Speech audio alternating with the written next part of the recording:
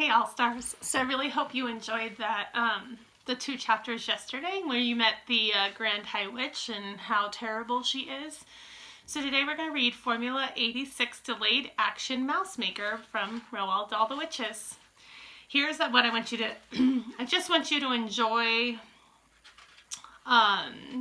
just the characters and how you would, and think about how would you read the part of the Grand High Witch. See if you would change anything. Okay? Here we go. Formula 86 Delayed Action Mouse Maker. Children are revolting, screamed the Grand High Witch. We will wipe them all away. We will scrub them off the face of the earth. We will flush them down the drain. Yes, yes, chanted the audience. Wipe them away. Scrub them off the earth. Flush them down the drain. Children are foul and filthy, thundered the Grand High Witch. They are, chorused the English witches. They are foul and filthy. Children are dirty and stinky, screamed the Grand High Witch. Dirty and stinky, cried the audience, getting more and more worked up. Children are smelling of dogs' droppings, screeched the Grand High Witch. Pooh, cried the audience. Pooh, pooh, pooh. They are worse than dogs' droppings, screeched the Grand High Witch. Dogs' droppings is smelling like violets and primroses compared with children. Violets and primroses, chanted the audience. They were clapping and cheering almost every word spoken from the platform. The speaker seemed to have them completely under her spell.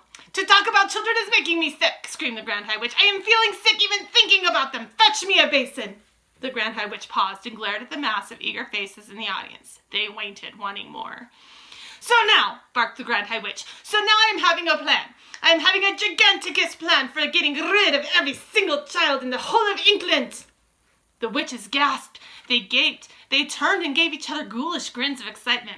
Yes, thundered the Grand High Witch, we shall squish them and squallop them, and we shall make disappear every single smelly little brat in England in one stroke. Whoopee, cried the witches, clapping their hands. You are brilliant. Oh, your grandness, you are fantabulous. Shut up and listen, snapped the Grand High Witch. Listen very carefully, and let us not have you having any muck-ups. Each and every one of you, thundered the Grand High Witch, is to go back to your hometowns immediately and resign from your jobs. Resign, give notice, retire. We will, they cried. We will resign from our jobs. And after you have resigned from your jobs, the Grand High Witch went on, each and every one of you will be going out and will be buying. She paused. What will we be buying? They cried. Tell us, oh brilliant one. What is it we shall be buying? Sweet shops, shouted the Grand High Witch. Sweet shops, they cried. We're going to be buying sweet shops. What a frumpious wheeze. Each of you will be buying for herself a sweet shop. You will be buying the very best and most respectable sweet shops in England. We will, they answered. Their dreadful voices were like a chorus of dentist drills, all grinding away together. I am wanting no tumpany, happany, a rump, crump, my little tobacco-selling newspaper sweet shop, shouted the Grand High Witch. I am wanting you to get only the very best shops, filled up with piles and piles of luscious sweets and tasty chalks. The best, they cried. We shall buy the best sweet shops in town. You will be having no trouble in getting what you want, shouted the Grand High Witch, because you will be offering 4 times as much as a shop is worth, and nobody is refusing an offer like that. Money is not a problem to us witches, as you know very well. I have brought with me 6 trunks stuffed full of English banknotes, all new and crisp, and all of them, she added with a fiendish leer, all of them homemade.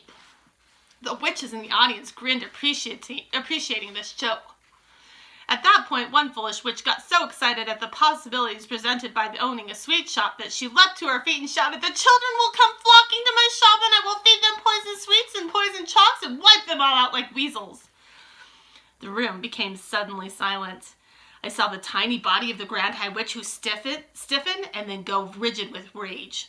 Who spoke? She screeched. It was you! You over there! The culprit sat down fast and covered her face with her clawed hands. You blithering bumpkin, screeched the Grand High Witch, you brainless bog thumper. Are you not realizing that if you are going around poisoning little children, you will be caught in 5 minutes flat? Never in my life am I hearing such a bosh-walloping suggestion coming from a witch. The entire audience cowered and shook. I am quite sure they all thought, as I did, that the terrible white-hot sparks were about to start flying again. Curiously enough, they didn't.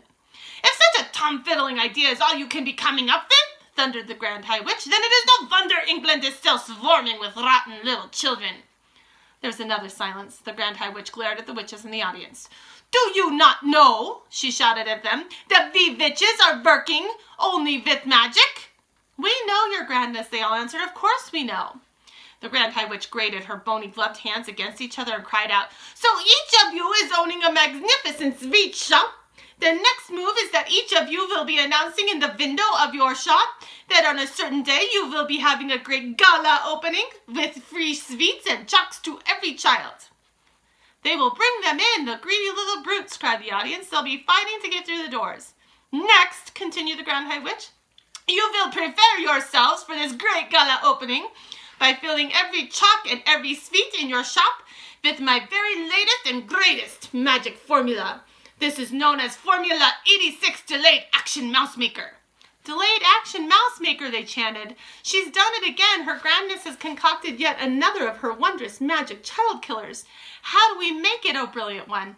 "Exercise patience," answered the Grand High Witch. "First, I am explaining to you how my Formula 86 Delayed Action Mouse Maker is working. Listen carefully." "We are listening," cried the audience, who were now jumping up and down in their chairs with excitement. "Delayed Action Mouse Maker is a green liquid," explained the Grand High Witch, "and one droplet in each chalk or sweet will be quite enough. So here's what happens.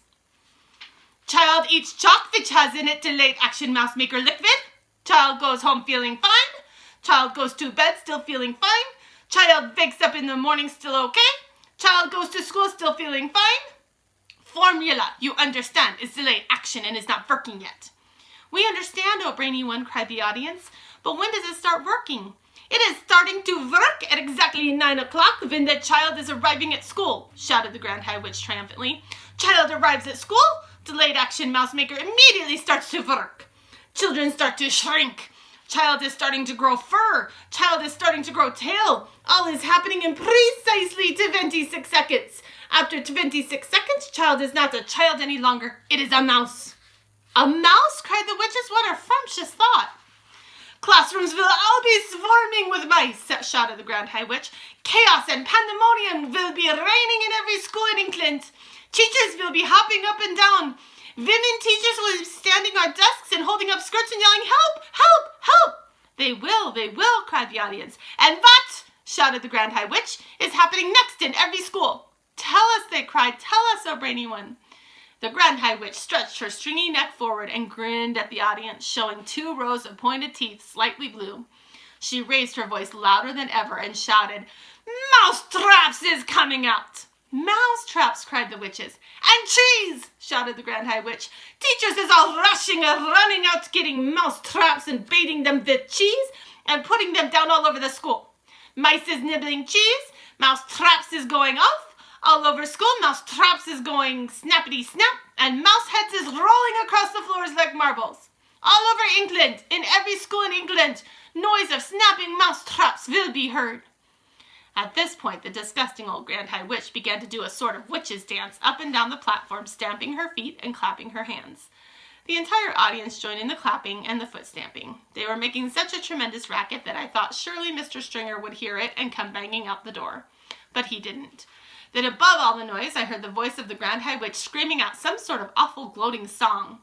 "Down with the children, do them in, boil their bones and fry their skin, bish them, squish them, bash them, smash them, break them, shake them, slash them, smash them, offer chalks with magic powder, say eat up, then say it louder, cram them full of sticky eats, send them home still guzzling sweets, and in the morning little fools go marching off to separate schools. A girl feels sick and goes all pale. She yells, 'Hey look, I've grown a tail.' A boy who's standing next to her screams, 'Help, I think I'm growing fur.' Another shouts, 'We look like freaks. There's whiskers growing on our cheeks.' A boy who was extremely tall cries out, 'What's wrong? I'm growing small.' 4 tiny legs begin to sprout from everybody around about. And all at once, all in thrice, there are no children, only mice. In every school is mice galore, all running around the schoolroom floor. And all the poor demented teachers is yelling, 'Hey, who are these creatures?' They stand upon the desks and shout, 'Get out, you filthy mice, get out!' Will someone fetch some mousetraps, please? And don't forget to bring the cheese. Now mousetraps come in every trap. Go snippy snip and snappy snap. The mousetraps all have a powerful spring. The springs go crack and snap and ping. Is lovely noise for us to hear. Is music to a witch's ear. Dead mice is every place around, piled 2 feet deep upon the ground. With teachers searching left and right, not a single child in sight. The teachers cried, "What's going on? Oh, where have all the children gone? It's 9:30, and as a rule, they're never late as this for school. Poor teachers don't know what to do. Some sit and read, and just a few amuse themselves throughout the day by sweeping all the mice away. And all us witches shout, hooray!" That's the end of that chapter. She's pretty wicked, isn't she? So thinking about how you would read you read it like I am, or would you be a little quieter? Would you be a little bit louder? This is that fluency part of reading where we want to read with expression, and it talks about her screaming. I didn't full on scream. I did get a lot louder, but I didn't want to quite scream at you. Anyway, I hope you enjoyed that. I will read the recipe tomorrow, and we'll see how this little boy, if he can, get out of this pickle. Bye. See you tomorrow.